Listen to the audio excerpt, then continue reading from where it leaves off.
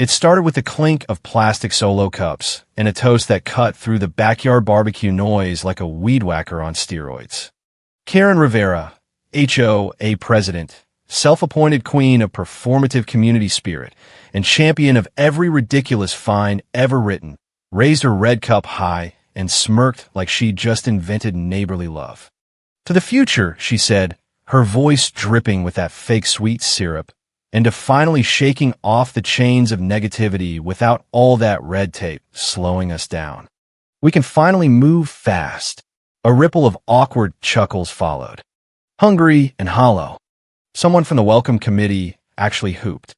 I watched the bubbles in my lukewarm lemonade rise like tiny warning signs, then took the last sip.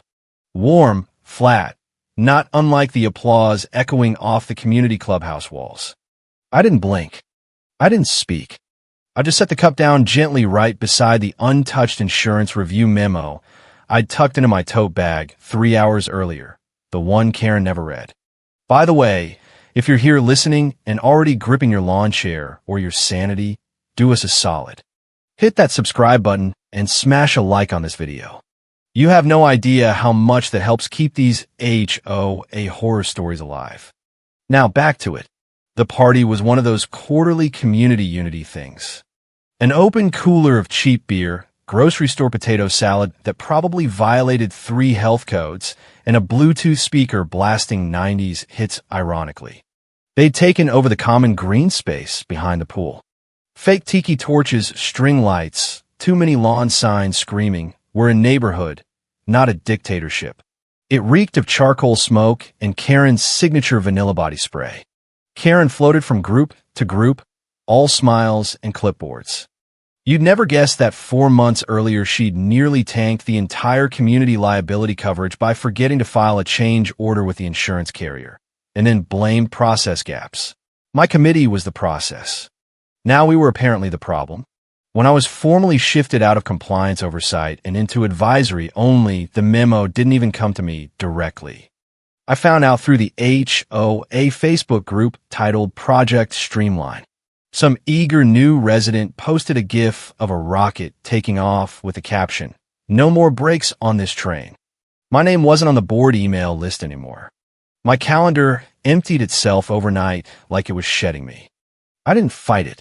That's what no one could understand. No exit interview, no emergency meeting, just quiet. And quiet scares Karen's more than rage. My spot at the board table became a ghost chair. Karen's new frictionless governance regime didn't even bother to reassign my projects. My 10-year tracker of policy renewals, vendor contracts, and incident logs sat untouched except by me.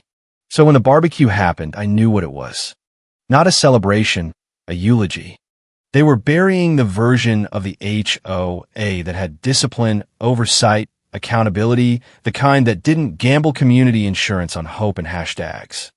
And they were doing it with potato salad and forced laughter from people who'd never read a single line of our umbrella policy. Someone passed by with a tray of questionable deviled eggs and winked. "Hey, Mara," he said, holding up a tiny fork. "No more meetings with you killing the vibe, huh?" More laughter. I gave him a nod. I wanted to ask if he'd checked the policy expiration date on our new pool contractor, but why ruin the mood? I moved toward the edge of the green, where the music was a little softer. I looked out at the identical beige houses, pretending to admire the view. What I was really watching was my reflection in a window, calm, unmoving. The kind of stillness that only comes after you've already decided to stop saving people from themselves. Across the lawn, Karen held court like a TED Talk on caffeine. She was ranting about velocity metrics and innovation tears for the neighborhood. I heard someone whisper, "She's a beast." They meant it as a compliment. I almost smiled because the thing no one realized is that I never stopped doing my job. I just stopped reminding them. Every missing signature, every skipped review, every auto-renew clause someone assumed was set and forget, it was all logged. Not in the HOA portal. In my system. Offline. Immutable. And tonight, while they toasted their brilliance, I had already marked the clause. Just one. Just enough. The countdown had already started. They just didn't know it yet.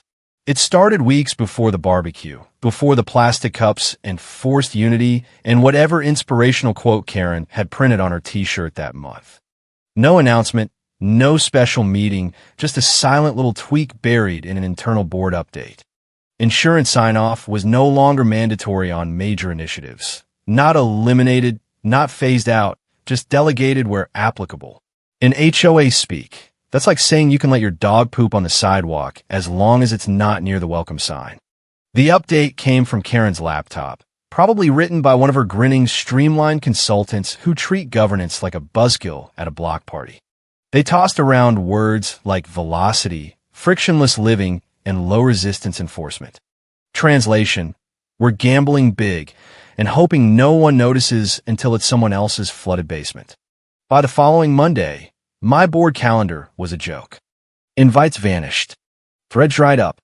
A few kind souls forwarded meeting summaries, usually with a just FYI in the subject line, like they were handing me breadcrumbs from a table I used to set. Then came the official board resolution. New title: Strategic Compliance Advisor. No voting rights. No seat at the Insurance Steering Committee. It was less a demotion and more a quiet eraser. I didn't object. I printed the resolution and tucked it into the back of my personal HOA binder. One of those old-school leather ones I kept at home, the kind you can't accidentally lose in the cloud because I knew you don't disarm the brakes unless you're planning to crash or too stupid to know what one looks like. The next clue came from a junior board volunteer named Aisha. She was green but sharp, still believed in escalation protocols. She pinged me one evening, off hours, which meant she was nervous. Hey, quick question. Do we still have coverage on the new pool maintenance nodes? I can't find the 11B insert in the portal. I didn't answer right away. I pulled up the tracker.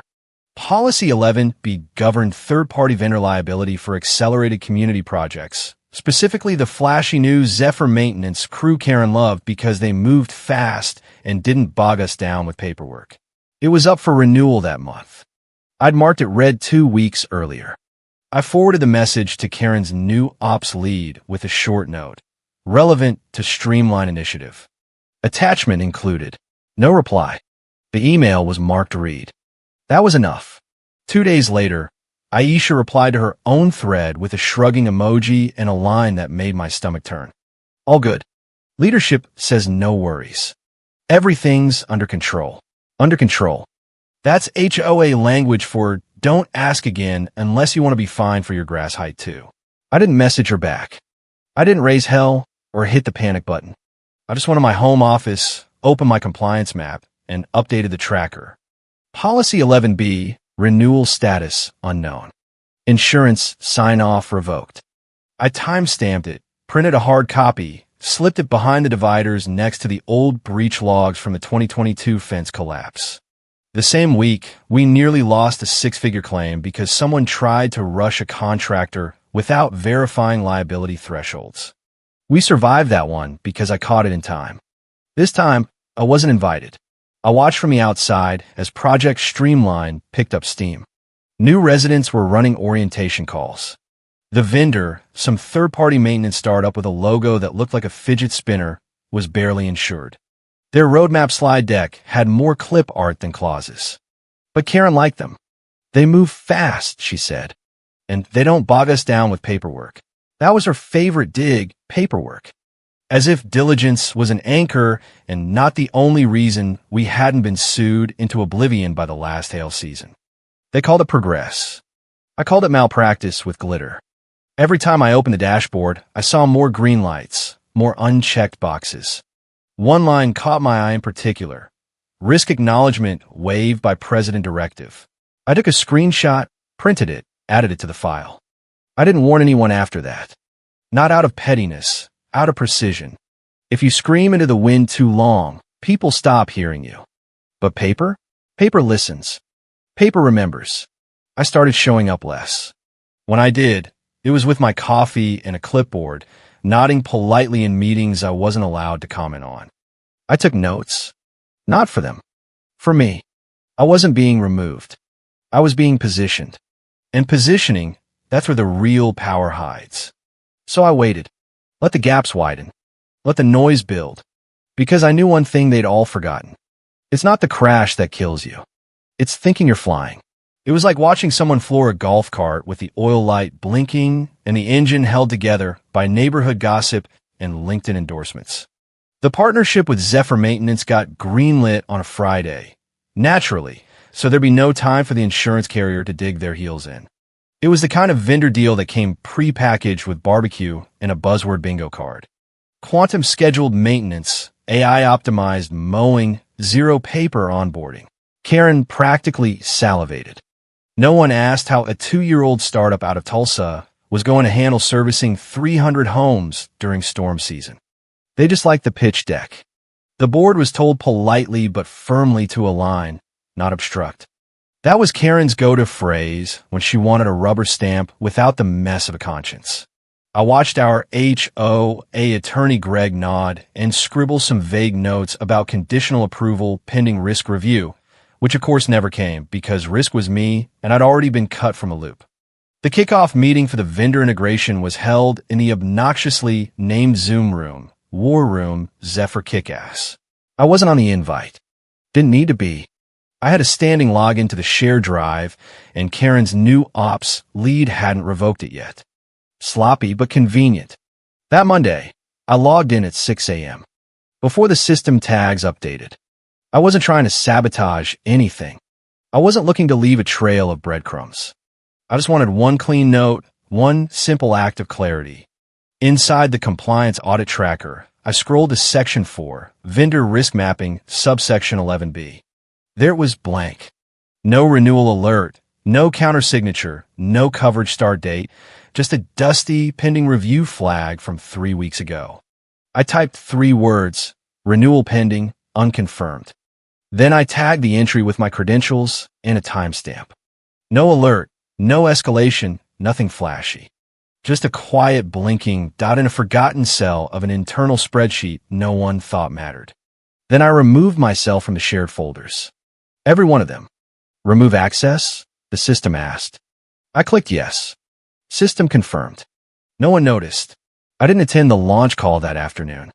I sat in my office, packed 2 boxes with old files, and took down my certainty over speed plaque. I left it on the desk, not for drama, just for contrast. By Wednesday, Zephyr Maintenance was live. Mowers roaring, emails flying, onboarding kits sent out to every block captain. There was even a neighborhood Slack channel called Hatch and Zephyr Hype. Someone made a meme of Karen in sunglasses with the caption, Fast Lane President. Karen loved it. She held a virtual AMA where she talked about cutting dead weight and how progress meant stepping over the bureaucracy. At one point, someone asked about insurance implications. She laughed and said, "That's why we have umbrella policies. Legal's got us covered." Legal, who is now skipping weekly syncs because they were redundant. Meanwhile, in my offsite backup binder, I slid in a printed copy of the Slack thread because I don't believe in umbrellas that haven't been opened in a storm. They didn't realize it yet, but the minute they onboard that vendor without insurance sign-off, without 11B renewed, without verifying that clause in the underwriter's appendix, they stepped out onto a frozen lake with a flamethrower. And me? I was already on the shore watching. It wasn't bitterness. It wasn't even disappointment. It was detachment, clean, clinical. I had done my job. They had undone it. Now the process was free to unfold. Like gravity or fire. Not malicious, just inevitable. The first crack didn't look like a crack. It looked like a routine neighbor complaint. Minor, whiny, something block captains usually smooth over with passive-aggressive next-door posts and buzzwords like roadmap resolution. The resident was a retired accountant out of Unit 47. He'd been testing the new Zephyr schedule for barely 48 hours when he noticed inconsistencies in the maintenance logs. Timestamp mismatches, a weird gap in service coverage. Nothing earth-shattering, just enough to make a compliance officer twitch. He flagged it politely in the portal. "Hi team, could you confirm the integrity of the service logs between 1:17 a.m. and 1:52 a.m.? Looks like we lost some sync state." The vendor replied in under an hour, likely a UI cache lag. "All systems show green on our end." That smiley face might as well have been a middle finger. We're dealing with community liability and the vendors using emojis. You know you've left the cul-de-sac and are barreling down an unlit dirt road with no brakes. I wasn't copied on the ticket chain, of course, but I still had visibility into the incident logs. Old habits, quiet access. They hadn't scrubbed all the admin channels.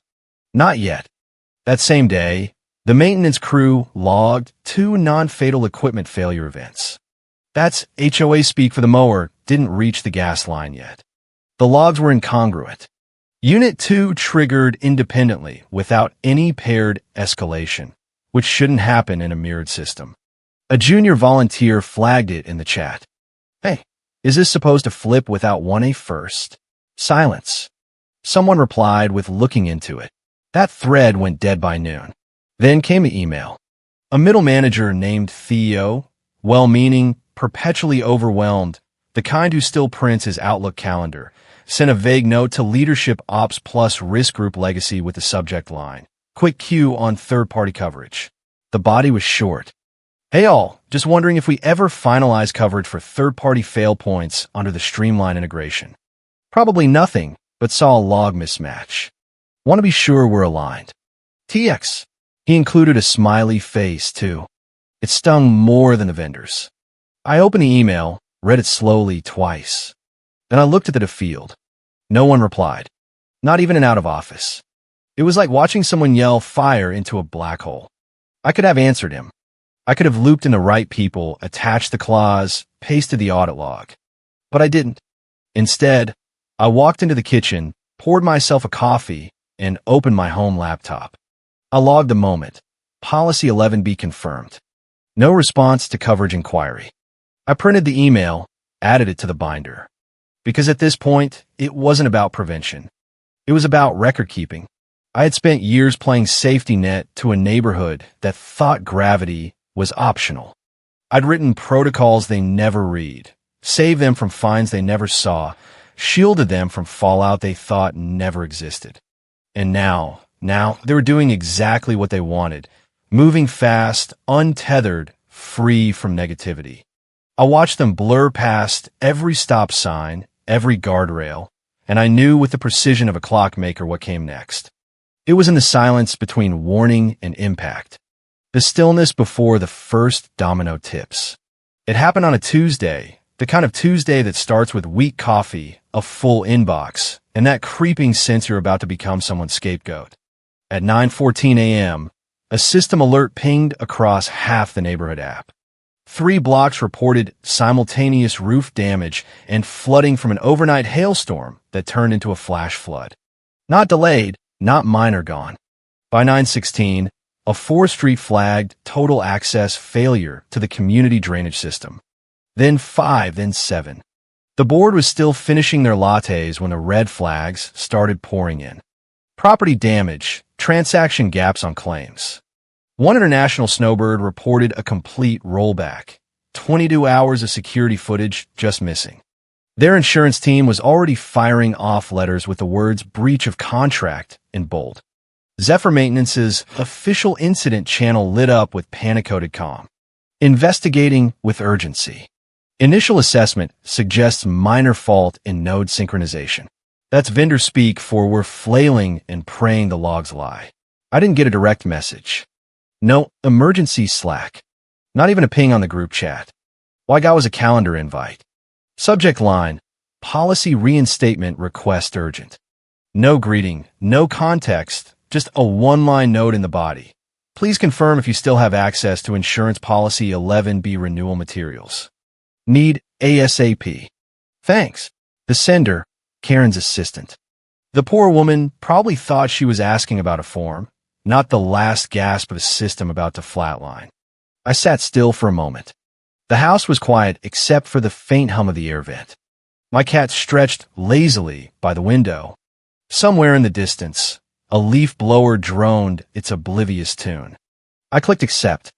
Then I opened my private binder, flipped past the clipped emails, the Slack printouts, the flag clauses, and the time-stamped entries. Policy 11B. There was my handwriting.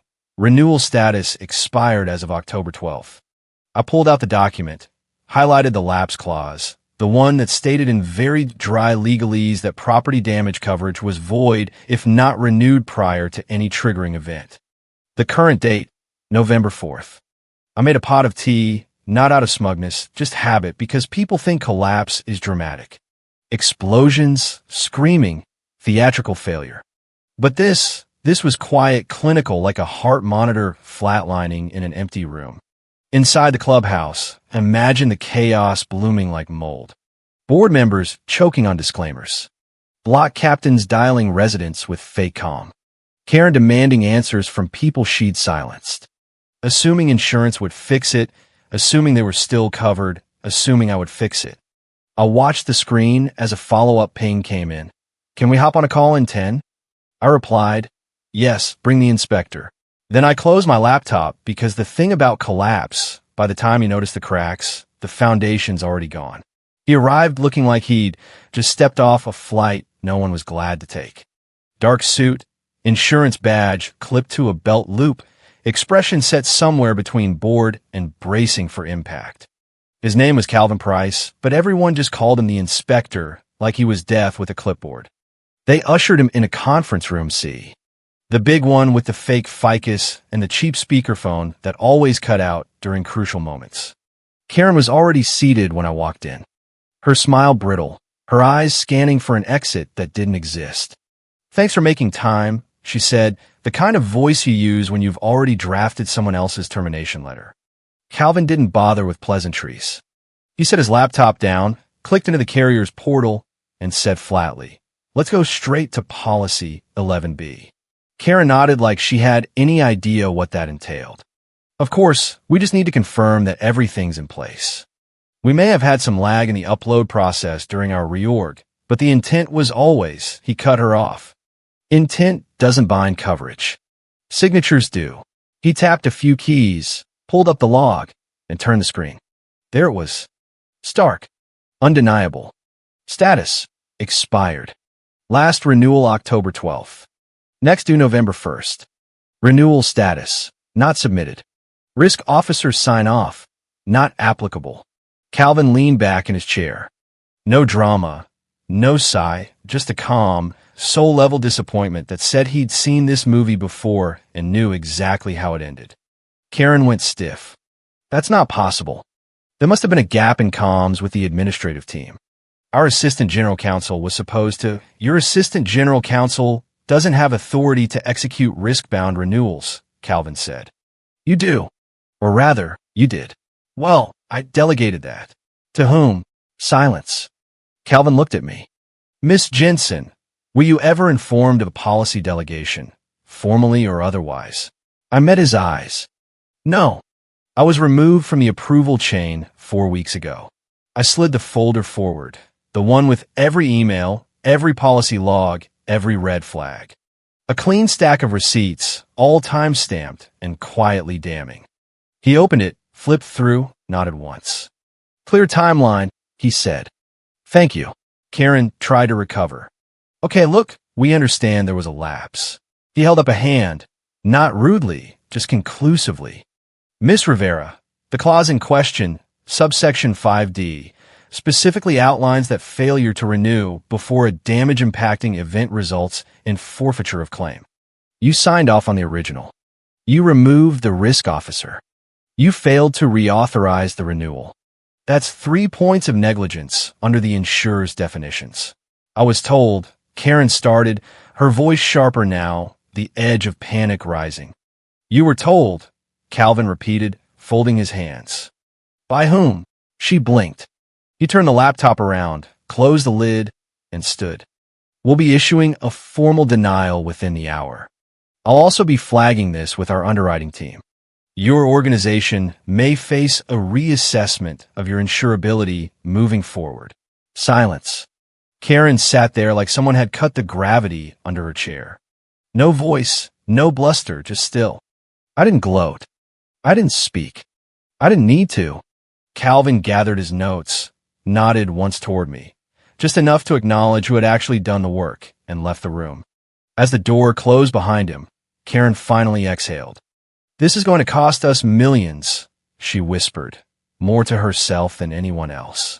I leaned back, calm, centered, because for once the cost wasn't mine to carry. The room smelled like old coffee and fear. Back in the present, everything was quieter than before. The barbecue energy that once spilled from plastic cups and marketing decks was gone, replaced by the muffled shuffling of papers and the kind of stillness that only happens when people are praying no one asks a question they can't answer. But Calvin did. Who last had formal authority over Policy 11B? The question wasn't loud. He didn't raise his voice. He didn't need to. 3 people looked at Karen. 1 looked at the door. She shifted in her seat. Her mouth opened, but no words came out. For the first time since her tenure began, Karen Rivera looked small. Her confidence, the kind that always seemed to hover just on the edge of smug, was gone. What remained was something hollow, paper-thin. I believe there was transition to strategic oversight she managed, her voice brittle as spun sugar. Calvin blinked slowly. There is no record of a reassignment form. He turned toward me.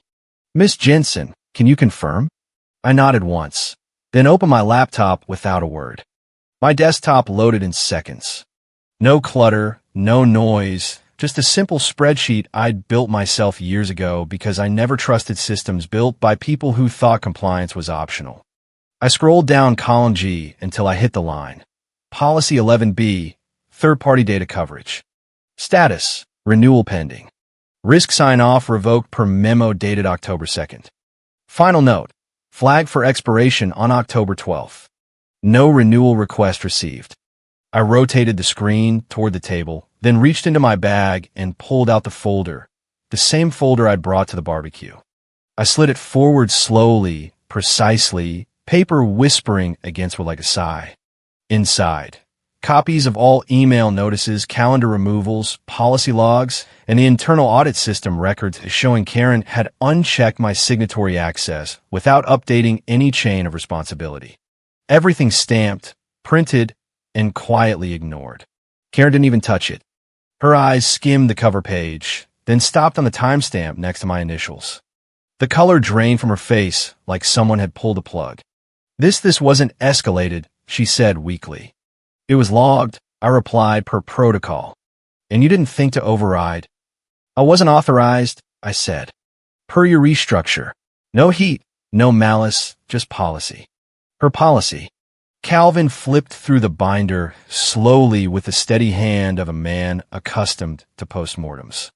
Page by page, he checked each entry, each highlight. He paused briefly at the Slack printout where the board joked about paperwork purgatory. Then he closed the folder, adjusted his tie, and said, "Well, that's airtight." I didn't smile. I didn't gloat because this wasn't a triumph. It was a receipt. Karen exhaled hard and pressed her palms flat against the table. We need to figure out next steps. Calvin held up a hand. Next steps are with your board and your insurers. This meeting is concluded. He stood. I closed my laptop. The silence that followed wasn't awkward. It was acknowledgement, not just of what happened, but of who allowed it. I picked up my glass of water, the same one I'd poured at the start of the meeting, still half full, still untouched. I set it down gently on the table, not for drama, for punctuation. The denial came at 8:07 a.m., sharp, an email so sterile it felt like an obituary in binary. Subject, final claim determination. Policy 11B. 1 sentence. No room for argument, no condolences. Due to non-renewal at the time of loss, coverage under Policy 11B is null. The board went quiet first, then Ops, then Karen. By noon, the full board issued a formal notice. HOA President Karen Rivera was placed on administrative leave pending internal review. That code for lawyers are coming, and don't touch your email. The same people who toasted her brilliance with cheap beer now avoided eye contact in the hallway. The board called a closed session the following morning. No mimosas this time, just black coffee, short agendas, and longer silences. The kind that come after impact when everyone's trying to pretend they weren't cheering during the acceleration. I sat quietly at the end of the table, notepad unopened, hands folded. I wasn't there to testify. I was there to observe. The chairman cleared his throat, reading directly from a prepared statement. We've completed a preliminary review of risk oversight concerning the failed policy renewal and resulting storm damage incident. Ms. Jensen's audit trail has been deemed complete, consistent, and uninterrupted. They paused, then looked directly at me. We recognize a structural failure, not of documentation, but of executive priority. We need compliance not as a checkpoint, but as a partner in strategic decisions. They didn't apologize.